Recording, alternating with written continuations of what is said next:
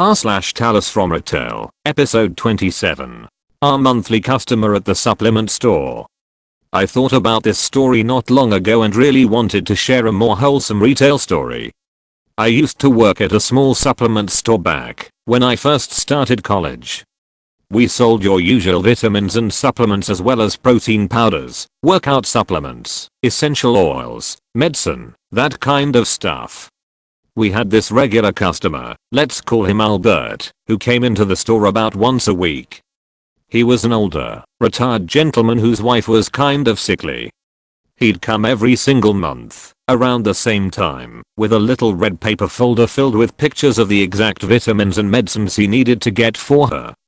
He'd show me a picture, we'd walk to where it was together, and do that about 3 more times. Then he'd pay, leave a little peppermint candy for every person working that day, and leave. Then we'd see him again next month just like clockwork. He liked to tell the staff stories about all the places him and his wife have visited. He had no kids, so him and his wife traveled the world for quite a few years. I loved this customer, everything he did was just adorable. And we knew whenever Albert was gonna grace us with his presence, because this adorable tiny old man drove a sweet red Ferrari. Bless you, sir. We all need an Albert in our retail careers. The time I outsmarted a shoplifter at the fitting rooms. So this happened a while back, maybe 6 months ago, and I was still quite new to the job, definitely the newest store associate. Part of our standard practices is to *PHYSICALLY* check all items of clothing entering the fitting room, although most associates do not do this out of fear that the customer feels accused, guilty, offended, etc. Not me, I don't care.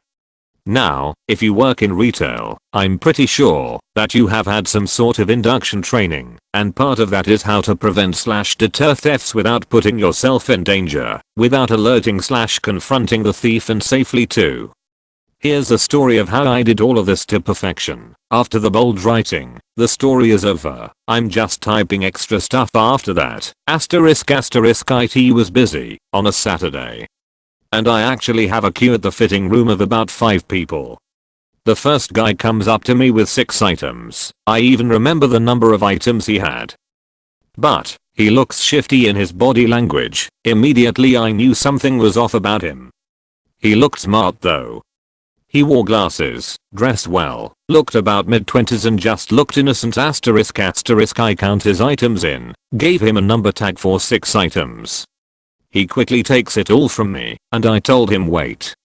I took a thick zip 2D off of him, unzipped the jumper, and what do ya know?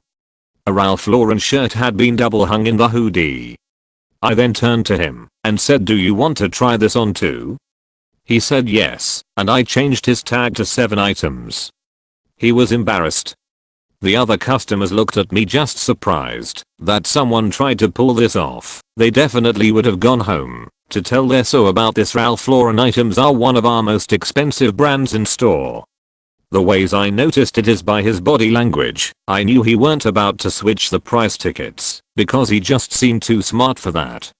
I also noticed the inside label of the jumper wasn't the same brand as the actual jumper, and of course, the jumper seemed quite heavy. It was him who did it because the size of the shirt matched the sizes of everything else he had. He would have tagged that in the FR. They're really cheap to buy on eBay nowadays. Stuffed it in his pocket, easy to do with a shirt, and walked out after dumping the security tag in the store somewhere, likely under a gondola. Others who work in stores with fitting rooms. The fitting room is a prime location for shoplifting. It is also a first point of contact for customers to interact with staff and develop an opinion of the store based on the staff interaction there. There are ways you can discreetly search an item of clothing quickly, and the customer may notice, but it's better done discreetly and quickly than obnoxiously, and to prove a point. In this instance, I didn't say, why are you stealing? I probably deterred this guy from trying it ever again, and I remained professional about it too. Other customers noticed this, and it would have created a lasting, positive impression of my service to them. At the same time, I couldn't have done this without other customers noticing what I just did, so my professionalism was integral. Remember, you can always deter theft and still provide a good customer service. My managers loved me after this. Can I get cash back? So I'm a customer service manager at a grocery chain store. I was getting ready to leave for the day, but still needed to help the cashier print something out, so I was waiting for her at the service desk, located right outside the office we needed to be in. The cast in the story is me, cashier 1, A, cashier 2, B, my fellow manager CSM, customer, C, customer's friend CF. While I'm waiting for A to come up to the office, C walks up to the desk holding a pack of sunflower seeds. C, can I get cash back? Me, yes, you can get cash back. C, can I get just $10? Me, no, 20 is the minimum. C, I can't get just 10. Me, no, it won't give you the option for less than 20, but I can break down the 20 for you. C, so I couldn't get just 10? Me, I can do an unload on your card, but that has a $3.74 fee on it. C, I'll just do the 20. Me, okay. I log into the register and scan her sunflower seeds. Then her friend comes up to her with a gallon of milk. Me, did you want to purchase this too? *GESTURES to the milk. CNCF continue talking. Me, did you want to purchase the milk too? C, not right now. Me, okay. That'll be 52 cents. C, that's 60 *HANDS. Me, 60 cents. Me, slightly confused. Cashes her out 8 cents as your change. CO, I was gonna get cash back. Me, you have to use your card to get cash back. C, okay. Walks away. By this point, my cashier had come up to the desk, so we go into the office to print out her papers. Then B calls me from the self-checkout. B, hey, there's a customer out here that said she paid for her sunflower seeds at the desk. Me, yes, she did. B, okay. B hangs up, but then immediately call me back. B, she said she's missing her cash back. Me, she has to use her card to get cash back. She paid cash, so she didn't get any. B, okay. I finish helping A print her papers, so I come out of the office and walk up to the self-checkout podium where B is standing with C and CSM. CSM, do you have a receipt? She said she doesn't have it. Me, yeah, I have it up there. I'll go get it. I walk back to the service desk and get her receipt out of the trash can. I turn and see that she had followed me, so I hand it to her. She then walks back to the self-checkout and speaks with CSM again. I walk back over because I can tell this isn't over. CSM, can you give her a refund? She wants to refund it to buy it again for cash back. Me, okay, but you have to use your card to get cash back. C, yeah, I was going to, but you just rang it up and did whatever you wanted. And I'm just standing there, like. You gave me money to pay for your item. What did you expect me to do with that? If you have me money, I'm going to tell the register that you gave me money. But I just tell her that I can refund her at the service desk. So we go up to the desk and I give her the $0.52 back.